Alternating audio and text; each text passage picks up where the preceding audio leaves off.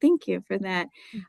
Welcome to this month. It is February. I could not hardly believe that, but welcome to February's Thursday Charge Up Call. Today's topic is all about mentoring.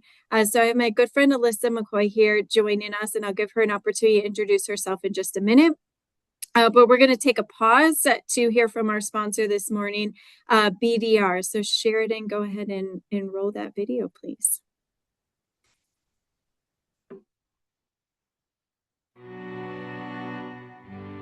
I love the opportunity to be able to connect with clients across the industry.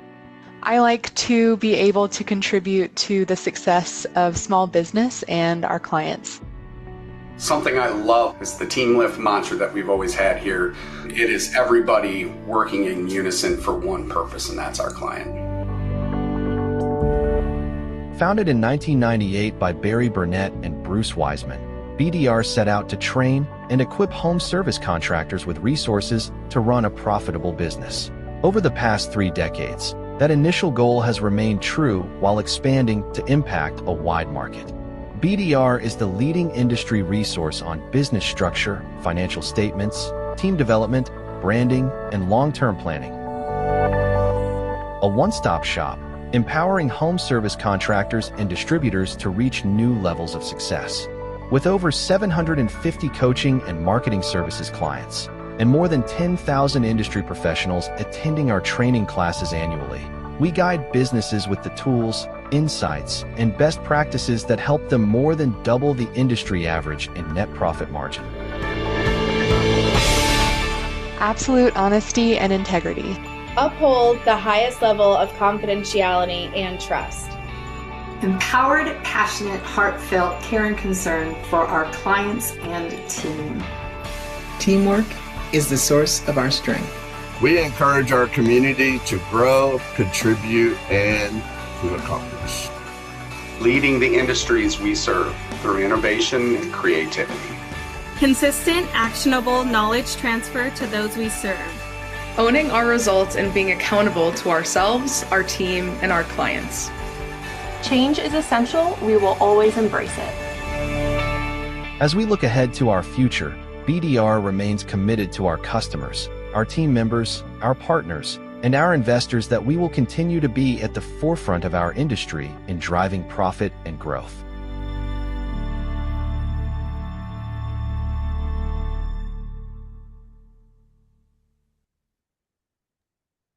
All right. Thank you, Sheridan. Thank you, BDR, for that video as well. So as I mentioned, as we were starting off here, our topic for today is mentorship that matters. And again, I'm joined by Alyssa. So Alyssa, I'm going to turn it over to you real quick. Go ahead and introduce yourself. Absolutely. Thank you. I'm stoked to be here. So my name is Alyssa. I'm currently sitting in sunny Las Vegas. So sorry for everybody covered in snow. So I was in my hometown at the conference last year, which was awesome. But I am actually on the mentorship committee for this group, and it's led by Lisa. So mentorship has always been something I'm passionate about. I have an HR background. I've done a lot of reverse mentorship, allyship, sponsorship, building those mentorship relationships. So if you have a passion for mentorship, just like I did, and you're interested in joining the mentorship committee, and you're hearing this call today, and you're like, wow, I'd love to get more involved, please send a message my way, or to really any of the members here on the call, or me or Lisa or Jane would be great contacts if you're more interested in joining the mentorship committee. But yeah, we're going to have a blast today. We hope it's highly engaging and you guys get some fun out of this. Awesome. Thank you, Alyssa. I need to change my verbiage. I feel like I use the same words a lot. So stoked is my word of the day today, Alyssa, as you mentioned. So Sheridan, when you're ready, you can go ahead and share those slides too. So again, mentorship that matters. We already heard a little bit about our sponsor for today. Upcoming events that we want to talk about, as well as we're going to be opening up registration for this year's conference. So stay tuned for some of that. We are also going to be giving some more information on the new Behind the Title in the next couple of weeks as well. So take a look for some of those. Some rules of the road. as we go to slide 3 here, again, per usual, we are here to actively participate in discussions. I want you all to listen attentively to others. Raise your own questions, friends. So if you have your own questions, please raise those, drop those in the chat. Alyssa and I will be taking a look as we go along here as well. Don't be afraid to share your opinion and ask those questions. Per usual, again, maintain confidentiality of the information that you receive here. What happens in this call stays in this call, but also support one another to create that safe and supportive atmosphere for our continued communication today. Listen, do not interrupt, allow others time to speak. Feel free to use the chat, unmute yourself, raise your hand. And as I say every single time we meet here, if you are eating lunch, my friends, please feel free to either go off camera or eat on camera. There is a judgment-free zone here, and it will give me some ideas for what I can stop and eat in the next hour. So let's get this conversation started. First and foremost, raise your hand or drop a note in the chat if you yourself have a mentor.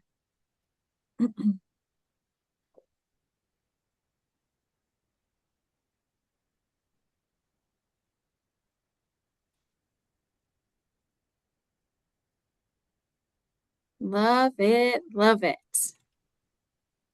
All right, 76% of professionals believe a mentor is important, but only 37% actually have one. So we are preaching to the choir today, but this is a good opportunity for all of us to learn from one another. So my first question for all of you, and Alyssa, feel free to jump in here too as well, on the next slide, Sheridan, is what has been your most impactful mentoring experience? Follow up to that is, what made it meaningful? So again, what has been your most impactful mentoring experience, and what specifically made it meaningful to all of you? Opening up the floor if anybody has any thoughts.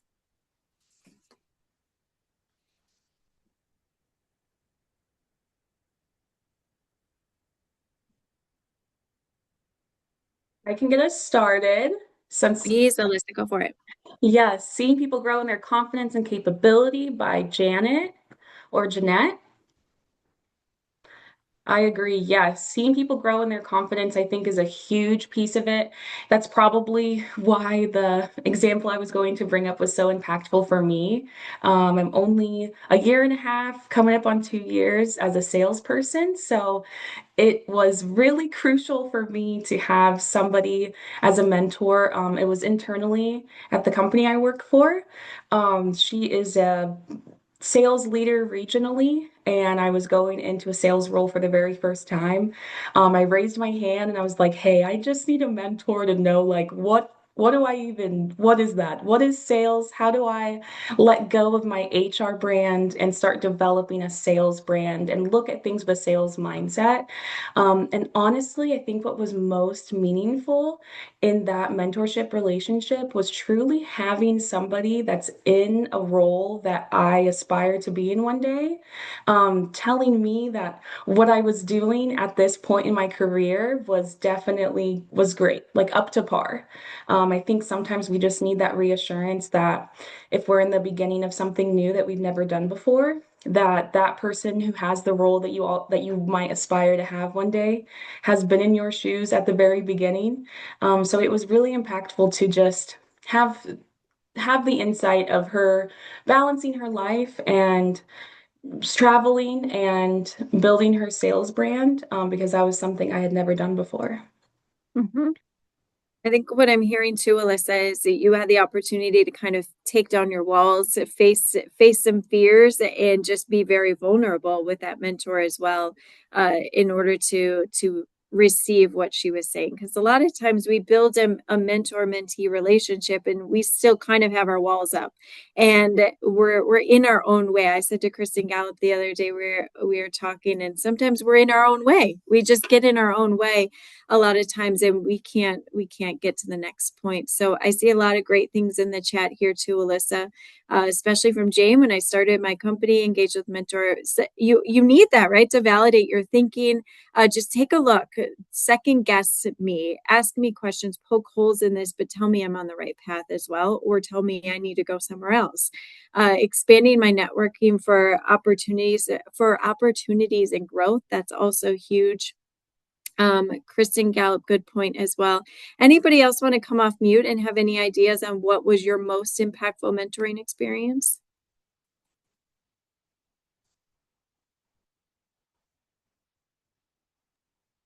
Alyssa, it's Lisa. I'll comment on you in particular and your short story that you shared with regard to going into sales. So I recently learned that you earned a sales award just recently with your company, and your example is probably one where someone saw potential in you to perform that role very well. And lo and behold, you knocked it out of the park and won an award for your capabilities. So I think it's like a great example of a mentor seeing the potential in you and believing in you, and therefore you believing in yourself to take that on. So, congratulations. I wish Alyssa heard that, Lisa, but it looks like she was frozen and then got kicked out. So she'll be Oh, back. no. But we're going to ask her to review this, 11:12 to 11:13 today so that she can hear that. Great. But great point. So I want to jump into how your mentor relationships were created. So Sheridan, on the next slide, we have a little bit of a statistic as well. So only 14% of mentorships begin with a formal request, 61% develop naturally. So I'm interested to hear from all of you how your relationships started. How did they start? Were they a formal request? Was it just developing naturally? We have a mentorship program here at Women in HVAC where it's a little bit more of a formal request, but how did yours start?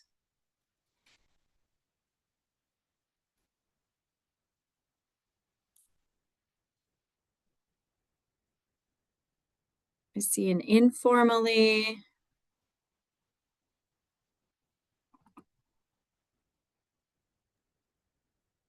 Both. Okay, Miss. Yeah, go ahead.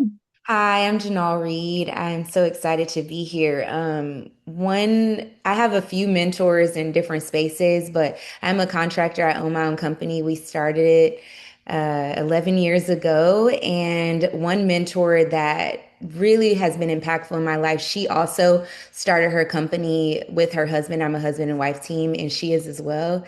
And I will say, all along the way, what's been so special and impactful is that she's always willing to answer the phone. In the way that I actually met her, it was informally. We met at a conference and we ended up sitting next to each other. Our husbands connected, we connected.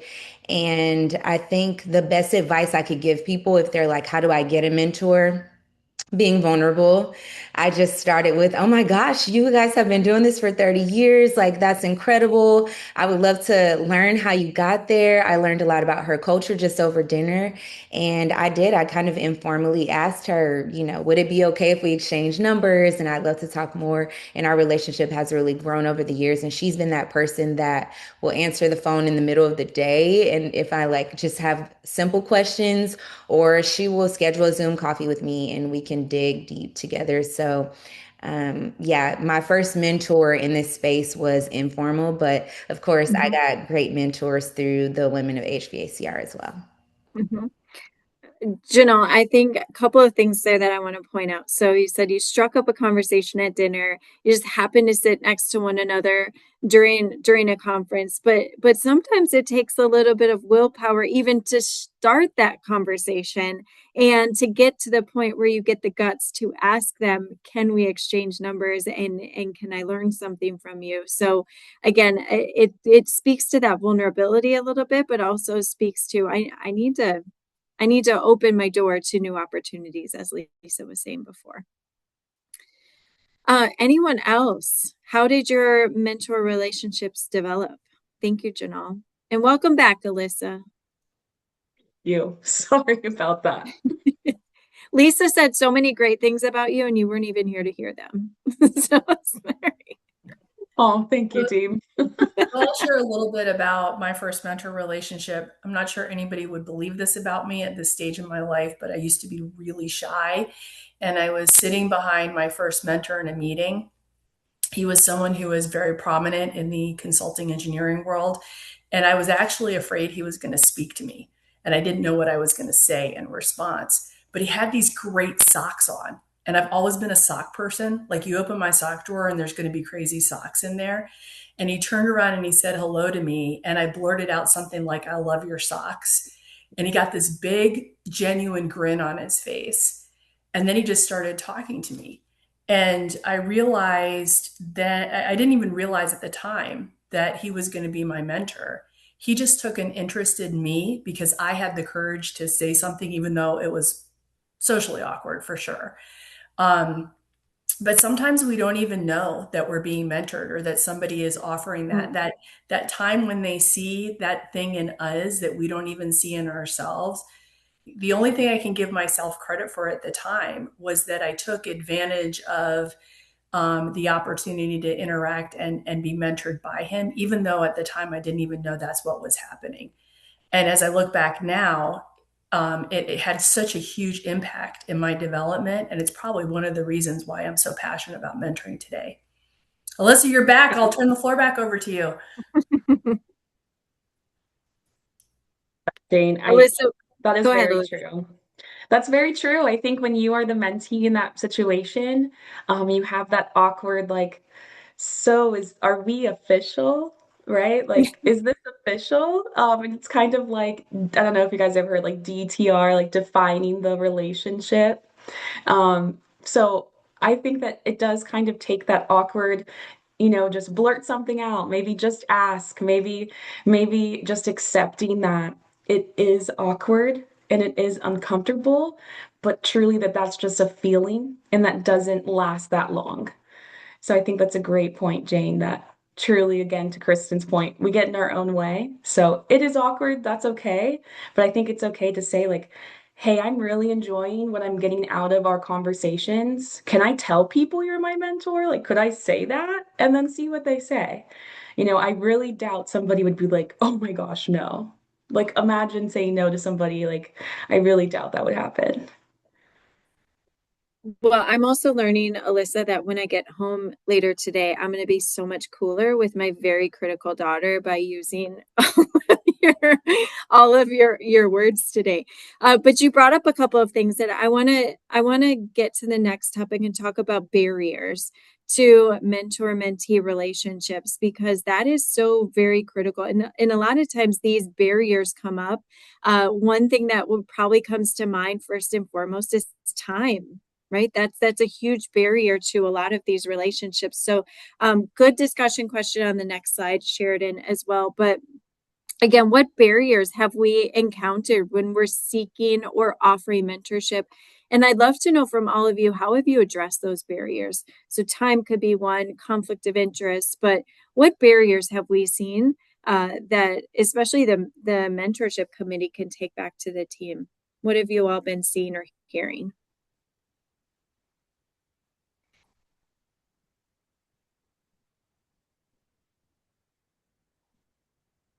So for me, when you talk about the gift of your time, is having a mentee that does not come prepared to have a conversation about what they need support on. And so when you're constantly trying to pull, hey, how can I help you grow?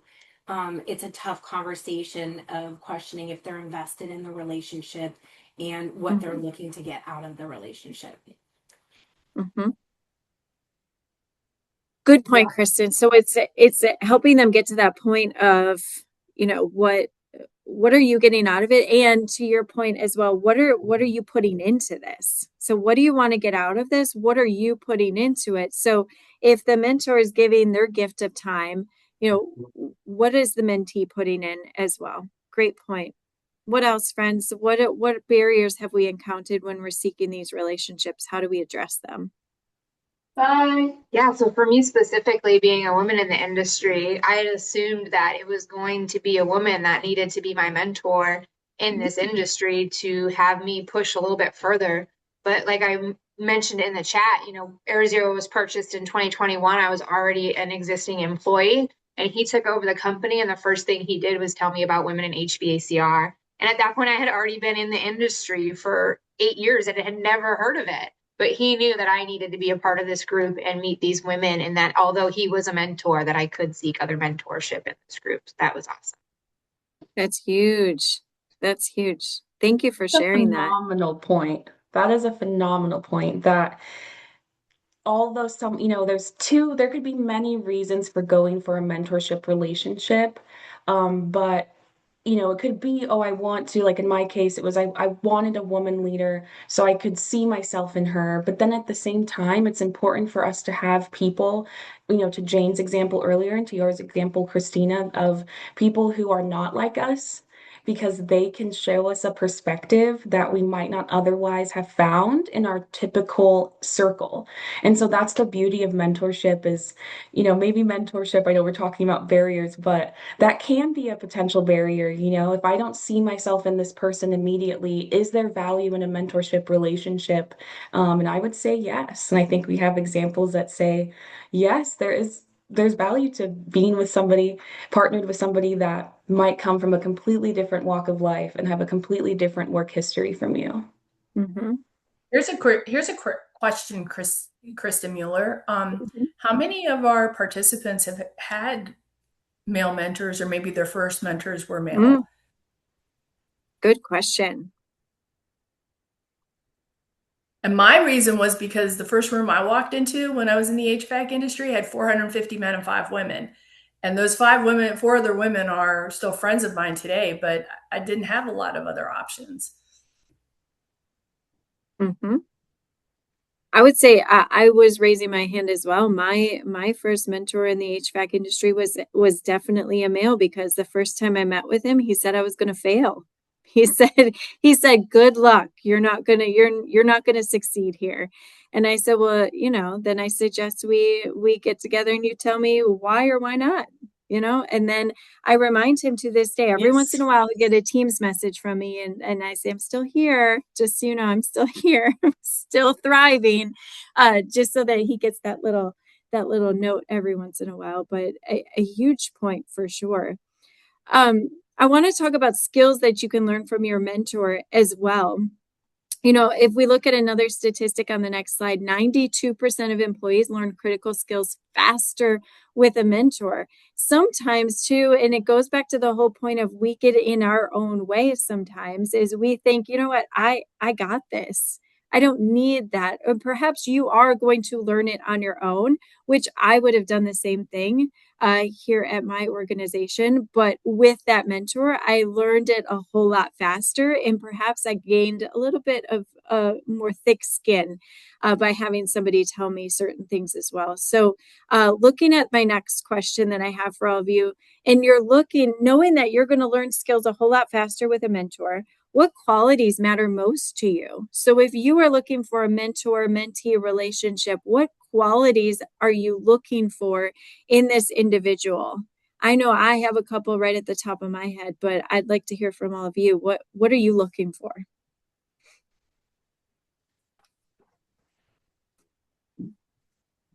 I'll chime in on this one. Yeah, please, Erica. If I'm looking for, when I'm looking, I'm always looking for, especially depending on what subject field that I'm looking for a mentor in, obviously knowledge that is greater than my own. But I'm also looking for someone that has the energy to attack it, obviously the success in those fields, but someone that I also feel like I can connect with. So whether it's someone that's just, for instance, if any of you guys have seen any of my team and all around some of the shows, we've got a couple of gentlemen there, and I'm the only female usually that's there representing us. And that team of men have been super supportive for me, but they are also the top people in our company, the top performers. So they have the ability to show the way in essence, but they also just already have that knowledge there, but they are so welcoming of me pulling it from them and all the questions. They've never turned away any question that I've ever asked or any need that I've ever had when it comes to this industry and learning. And because of that, I've been able to fast track where others that have been with the company probably many more years than me are just still kind of struggling to gain some of that momentum and just the knowledge base even. So definitely someone that can show me the way, but also has the energy and the excitement to share that with me and want to do that. Mm-hmm. Good point, Erica. So somebody who's not gatekeeping some of that information, right? Yes. We if we go back to barriers, that sometimes is a barrier to a relationship, and we're trying to build a mentor-mentee relationship so we can learn from that person. But there's a little bit of gatekeeping because there's that fear that we're gonna rise higher or do something different. So thank you for sharing. That's huge. Anyone else, what qualities matter most to you? I see some in the chat too, Alyssa. Candor and direct communication. What are your thoughts on that one? I agree. I actually had written down direct communication for myself. And that's funny. Derek's my boss. So, hey, what's up? Love it. So I agree. Hey, we're aligned. We are aligned. Direct communication, candor, and bringing ability to connect. So I feel like I'm like on the same exact thread as everybody Mhm. else. I also hear Erin mentioned someone who is a respectable leader, leads themselves well. So being self-disciplined, having honesty, knowing their own truth, and yes, direct communication as well. I also see Janal. I value someone who is able to hold me accountable and be honest. Honesty again, accountability, that high accountability. Be honest enough to help me see my shortcomings because I do not have a supervisor at the owner of the company. Mhm. Yeah, so using mentorship when we might not have that level of leadership internally, so then we go and seek kind of that skill development. That's a great response to a barrier in your career. Like, let me seek a mentor. Does anyone want to speak on what they put in the chat by chance? I'll just chime in here. I think the big one for me is commitment. And what strikes me is there needs to be commitment on both sides. You know, if the mentor is asking for someone's time and someone's insight and someone's sponsorship, that follow through and commitment to their own development and outcome is so important. And then on the mentor side, being willing to give the time, consistency, and really the investment of really understanding that person where they are and where they want to go is so critical. You know, what resonates with me is that, and I have something that's written on my desk here, conversations turn into impact where there is commitment and follow through. And as I reflect on some of my mentorship conversations, both as a mentee and a mentor, is that one has to be careful that it doesn't turn into it feels better about life because I've told someone about it, as opposed to, you know, being open to taking the guidance on how I can improve the outcome. Because really what we're asking for that other person to do is to not be a therapist to us, but to help us have that roadmap and those solutions and those outcomes that we're looking for to improve our professional development.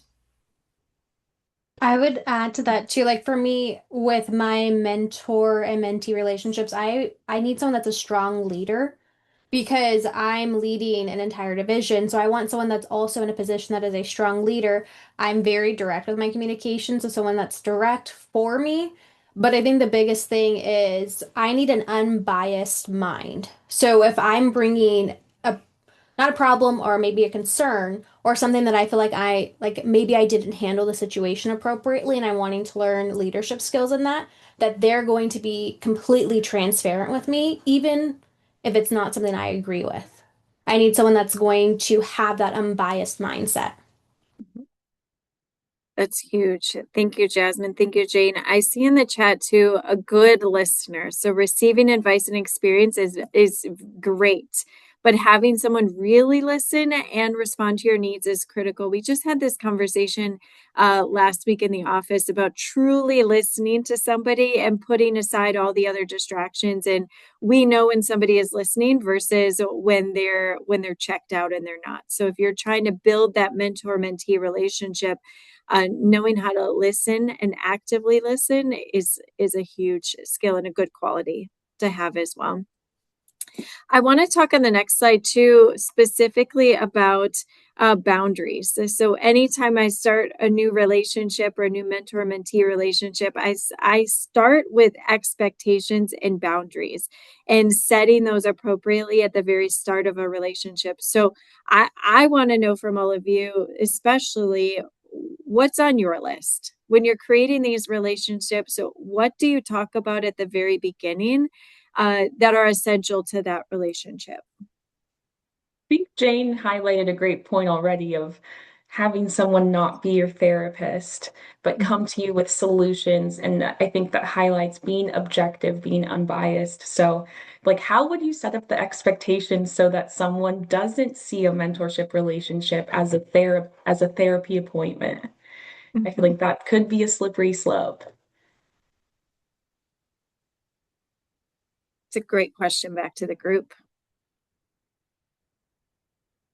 I totally agree with that. I think one way that I have experienced in my mentor mentee relationships that has worked really well is to have, yes, let's talk about everything, but kind of be organized in your meeting, if that makes sense.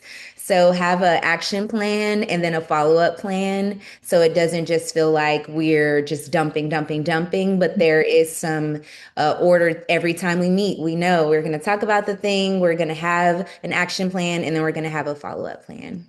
Mm-hmm. I love that point, Janelle, and I often say we're going to flip the cup now. So we've done a lot of dumping and a lot of negativity, but you have to flip the cup and we're going to turn it over and we're going to find solutions, or we're going to work through those problems to get to your point, your action plan. Jane, great point in the chat too, Alyssa, that I wanted to pull out here to celebrate success. I don't think we do that enough. I think we always focus on the negative. I use the example when you do review. I love writing Google reviews on restaurants and other things. I am a star.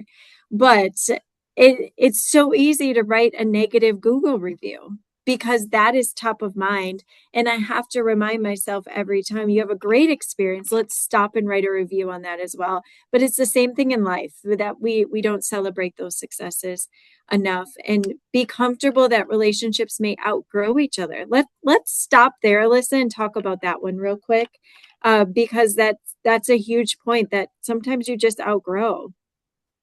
Yes, and Lisa even said, like, acknowledge that your mentor may not have all of the answers, but your mentor can provoke that brainstorming, thinking, that ideation for the mentee. And so, yeah, like, if I've gotten to a point where I'm at the end and we're realizing that, hey, this has been great, but now I've promoted. Maybe I have completed the steps on the action plan and I've completed the follow-up. Then yes, knowing that maybe we've outgrown, how would you have that conversation? I think that is probably would be the hardest aspect of outgrowing the relationship, is letting them know that you are moving on. I think it goes back to the expectations in the beginning. So, like, I know for one of my relationships, our expectations for that was they wanted to learn about marketing and website build. So, we made a goal of what they wanted to complete from this relationship. And then we outlined weekly goals to that. So, when we got to the end, we knew that the end was coming. They felt comfortable, and that's when we closed that relationship. But we had a set structure and goal for each week of what we wanted to achieve. Mm-hmm. And great point, Jasmine. And sometimes, Alyssa, maybe that relationship changes, right? So you outgrew your mentee relationship, and now you might have a peer relationship, which could be a little bit different than I'm trying to get to this point and achieve my actions, and I got there. So let's do something different. I love that So conversation. Kristen, Yeah. I want to jump in here because I think, this is something that that should be very deliberate. If you spend the time early on in the relationship, especially if you're being matched through our program, get to know the other person. Make sure that you put the time into developing that trust relationship. Because if you have that as a foundation, you can have, good conversations and that discussion, Alyssa, about, hey, I think I'm good.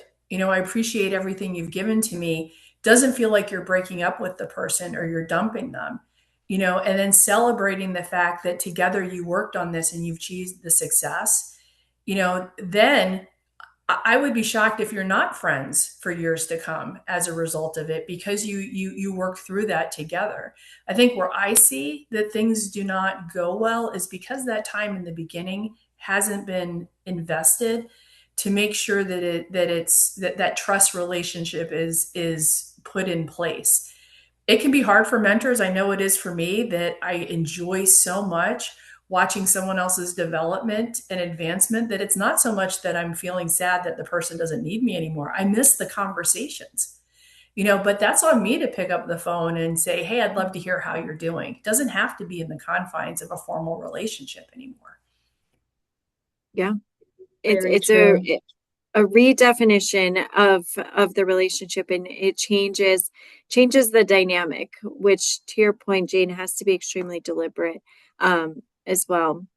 And I want Lisa to change. mentioned Go ahead. one more thing I want to highlight. Yeah, Sorry, yeah. Kristen. Thank you. She said that we love when our mentees can move on Mm. and now mentor others. So I wanted to shamelessly ask for advice from this trusted group. Like, at a point in my career right now, like I feel like I'm on the cusp where like I could mentor somebody, and I do mentor people who are, just graduated from college and starting their career at first. But I definitely didn't think that I was ready for that until people started coming to me and asking for that from me.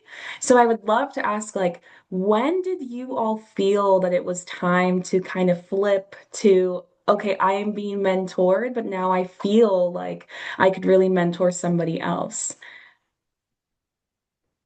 I feel like you were reading my mind, Alyssa, because that is where I wanted to go next. Because a lot of times when we think back to barriers, one of the barriers to a relationship is like, yeah, I'm not good enough. Like, what am I bringing to the table as a mentor? Which bodes very well to your point. So, love to hear what everyone has to say. How did you know?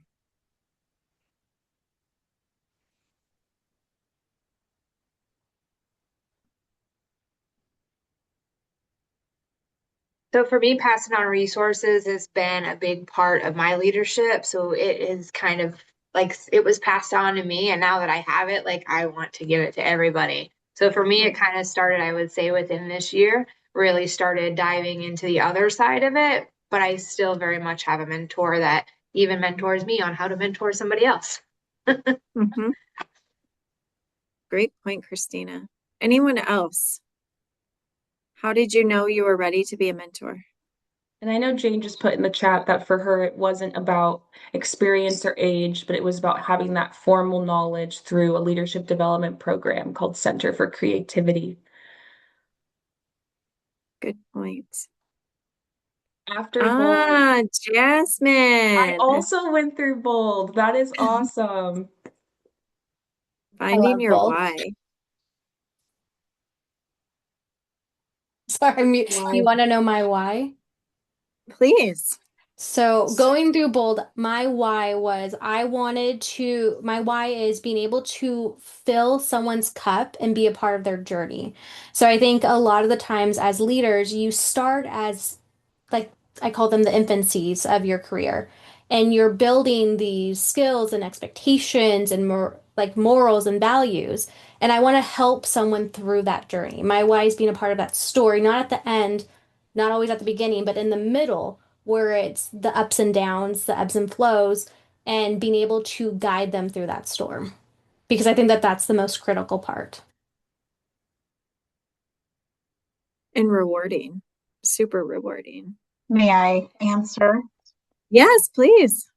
So it was actually at the conference. I was sitting next to a young engineer at the table, and she was, I think it was one of the topics of discussion. And I gave her some advice, and she was like, wow, I never thought about that. I was like, I have some things to offer. So I've actually applied to be a mentor um, through our group here. Haven't heard anything yet, but that was my like aha moment where I have something to share and to give to others. Mm-hmm. I love it. And we'll make sure Lisa Knapp has heard that and gets on it as well. So thank you for sharing, Sarah. That's empowering. And sometimes it's just going back to Janal's very first comment on today's session was, sometimes it's just sitting down and having a very informal conversation. You realize I have something to share. I have something that needs to be talked about as well. And I think Alyssa had some technical difficulties again. But going on the next slide, Sheridan, I want to talk about confidence because this is huge. 87% of mentors and mentees say mentoring empowers them and builds that confidence. So going into our next question here is, how can women in the industry use mentoring specifically to strengthen confidence and leadership? How are we going to use mentor relationships in this industry to build confidence?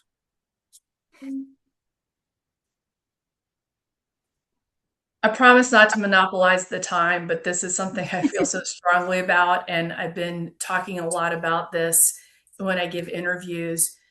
As I think across my history in the industry, my experience has been that men will just go jump in and do something and worry about the outcome later. And women need a little bit more reinforcement, visualization of what the outcome could look like, to talk through their path and what they're thinking of doing and getting the input and kind of the reinforcement that they're going down the right path. Their operating style is different. Their operating system is different. And I think one of the things that I love about mentorship is that it meets women where they are with what they need to be successful. It gives them a tool that they need inherently in order to go and build that confidence and be able to move down that path. And as I have conversations with the men in my world, of which I work with a lot of them, this comes up on a routine basis. So why is it that women need something different?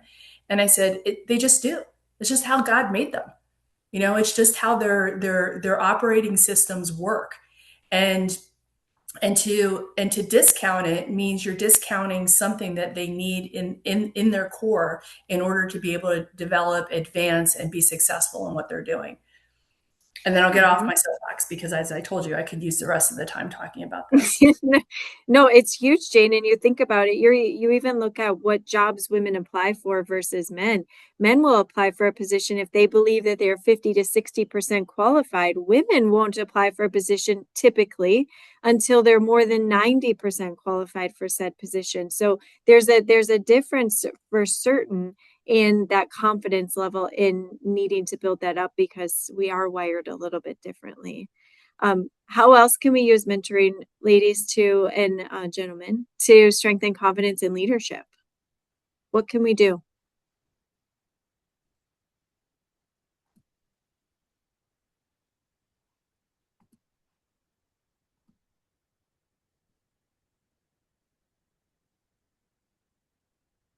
I know we were talking about, official mentorship relationships. And I think that mentorship is a piece of that network that you have. So I think surrounding yourself, like, how does it strengthen my confidence? I think it's having mentors that are coming from a different place from where I'm coming from, and that we aren't coming with the same base of skills. So I think seeing women in leadership careers and roles that I never would have thought of myself being in a part of, and then putting those people in my circle. I think just hearing their stories and hearing, like, when we got at the beginning of the call, we were talking about some of our, like, oh yeah, like, you guys were telling stories of when, like, the first day on your jobs.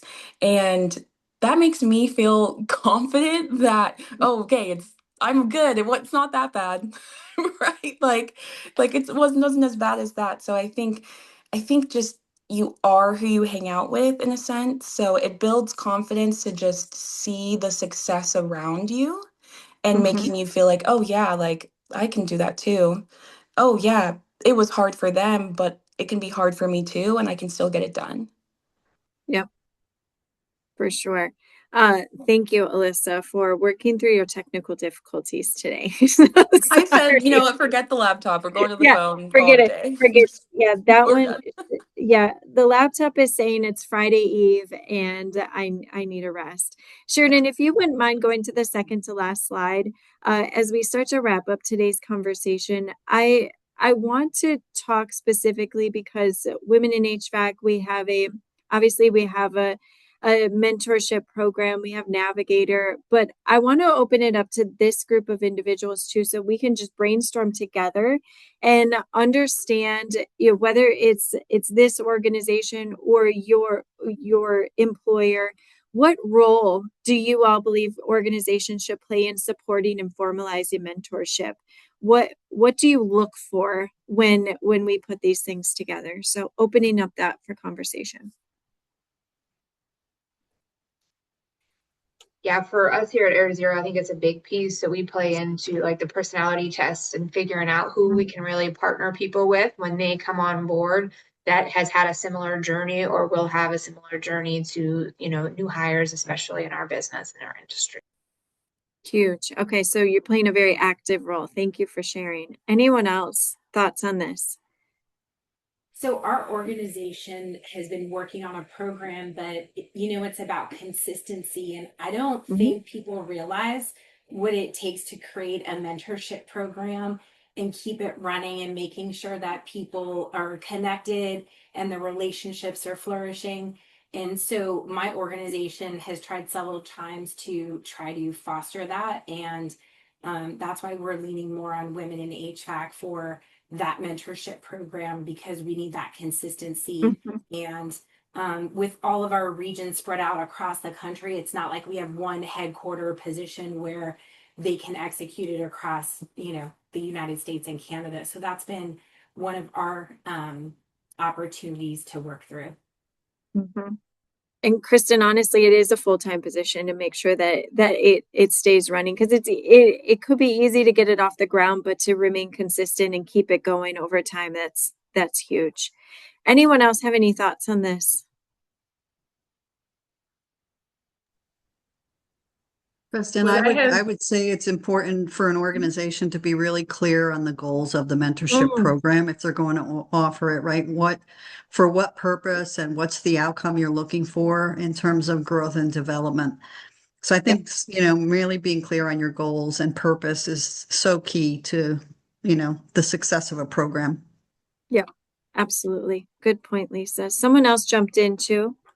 Yeah, I started to say that mentorship programs can be made or broken on the capability and the charisma of one person or a couple of people.